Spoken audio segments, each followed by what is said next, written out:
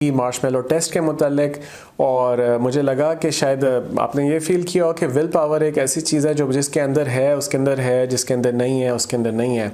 Walter Michel कहता है ऐसी कोई बात नहीं है। विल पावर एक ऐसी चीज़ है जो कि हम अपने अंदर न सिर्फ पैदा कर सकते हैं बल्कि इसे बढ़ा भी सकते हैं, और इसे बढ़ा के हम सोशली, स्पिरिचुअली, फाइनेंशियली, हम हर लिहाज से हम ज़्यादा अचीव भी कर सकते हैं। और न सिर्फ ये बल्कि हम अपने बच्चों को, अपने आसपास के लोगों को भी विल पावर टीच कर सकते हैं। अब ये जो ट्रेडिशनल बिलीफ है ना कि विल पावर या तो आप में होती है या आप में नहीं होती, ये ट्रेडिशनल बिलीफ न्यू साइकोलॉजिस्ट के मुताबिक गलत है।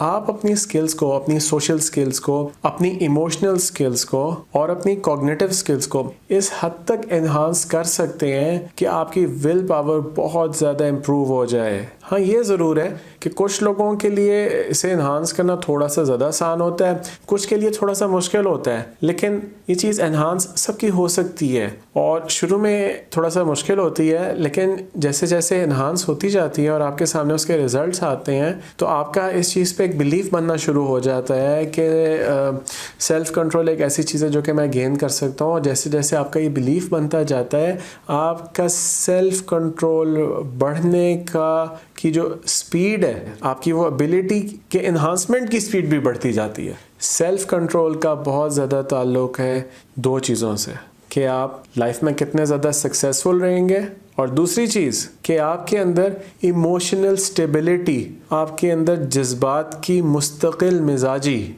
इन दोनों चीज़ों से आपके सेल्फ कंट्रोल का बहुत ज़्यादा लिंक है। हाँ ठीक है, कुछ लोगों में ये चीज़ जेनेटिकली ज़्यादा होती है, लेकिन ये कोई ऐसी चीज़ नहीं है कि जिसमें है जिसमें नहीं है। ये चीज़ पैदा की जा सकती है, एनहांस की जा सकती है। अब वॉल्टर मिशेल इस जगह पर एक नई टर्मिनोलॉजी से हमें इंट्रोड्यूस कराता है, और वो टर्मिनोलॉजी है एग्जेक्टिव फंक्शन। Executive function. अब ये एग्जेक्टिव फंक्शन क्या है?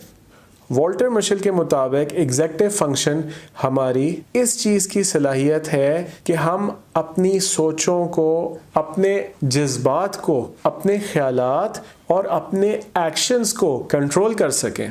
अच्छा, कुछ लोगों में ये एग्जेक्टिव फंक्शन की स्किल्स बहुत ही अर्ली एज से ही मौजूद होती हैं। वॉल्टर मिशेल के एक्सपेरिमेंट में जिन बच्चों ने ये स्किल्स डिस्प्ले की और जिन बच्चों ने मार्शमेलो को नहीं खाया और सेल्फ कंट्रोल का मुजाहरा किया, उन बच्चों में ये 3 एलिमेंट्स ऑफ एग्जेक्टिव फंक्शन मौजूद थे। नंबर 1, अपने गोल को हर वक्त याद रखना और अपने आप को अपने गोल से डिस्ट्रैक्ट ना होने देना। यानी कि याद रखना कि मेरा गोल 2 मार्शमेलोज़ हैं, और अगर मैंने अभी एक मार्शमेलो खा लिया तो फिर वो 2 मार्शमेलो मुझे नहीं मिल सकेंगे। Number 2, monitoring there progress. Monitor करना अपनी प्रोग्रेस को इस लिहाज से कि अगर आप मार्शमेलो की एग्जांपल ले लें तो भाई ये ना अभी 5 मिनट गुजर गए हैं, बस 15 मिनट और रह गए हैं, 15 मिनट में और सब्र कर लूँ, फिर मुझे 2 मार्शमेलोज मिल जाएंगे। यानी कि अपनी प्रोग्रेस को ट्रैक करते रहना, क्योंकि आप कोई भी काम कर रहे हो, अगर आप अपनी प्रोग्रेस को ट्रैक कर रहे हो तो उससे आपको बहुत ज़्यादा एक मोटिवेशन मिलता है। आपको ये पता लगता है कि मैं इतना आगे आ गया हूँ जहाँ से मैं स्टार्ट किया था। जो तीसरा फैक्टर है वो उन इम्पल्सेस और उन ट्रिगर्स से रुक जाना जो ट्रिगर्स आपको उस तरफ लेके जा रहे हैं जो चीज़ आपको आपके गोल्स नहीं अचीव करनी देगी। मिसाल के तौर पे अगर बच्चे के सामने मार्शमेलो रखा हुआ है तो बच्चे के सामने मार्शमेलो रखा हुआ है, एक बच्चा जो नहीं जिसने खाया उसने क्या किया कि मार्शमेलो की तरफ एक दफ़ा भी नहीं देखा। उसकी निस्बत जिस बच्चे ने मार्शमेलो उठाया और उसे यूं करके देखा, काफ़ी चांस है उनमें से काफ़ी सारे बच्चे मार्शमेलो खा गए। या जो बच्चा मार्शमेलो को देखता ही रहा वो बच्चा भी मार्शमेलो खा गया। जो बच्चे कामयाब हुए उनमें से अक्सर बच्चे वो थे कि अगर ये मार्शमेलो रखा हुआ है तो वो उन बच्चों ने इस तरफ मुंह कर लिया, थोड़ी सी अपनी चेयर मोड़ दी या अपने आप को किसी और चीज़ में बिजी कर दिया। लिहाजा once again the 3 elements of effective executive function. Number 1, recalling your chosen goal. Number 2, monitoring your progress. Number 3, resisting the impulses and avoiding the triggers. अच्छा, यहाँ पे वॉल्टर मिशेल ने एक और नया कॉन्सेप्ट दिया। वो कॉन्सेप्ट ये है कि एग्जेक्टिव फंक्शन को अगर आप इम्प्रूव करना चाहते हैं तो आपको अपनी कूल थिंकिंग को इम्प्रूव करना पड़ेगा और अपनी हॉट थिंकिंग को रिस्ट्रिक्ट करना पड़ेगा। अब ये कूल थिंकिंग क्या है और हॉट थिंकिंग क्या है, इस चीज़ की तरफ आते हैं।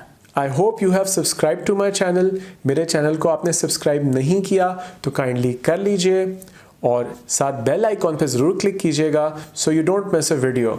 अगर आपको वीडियो पसंद आई हो तो kindly give it a thumbs up और मुझे इस वीडियो के बारे में अपना फीडबैक कमेंट्स सेक्शन में ज़रूर दीजिएगा।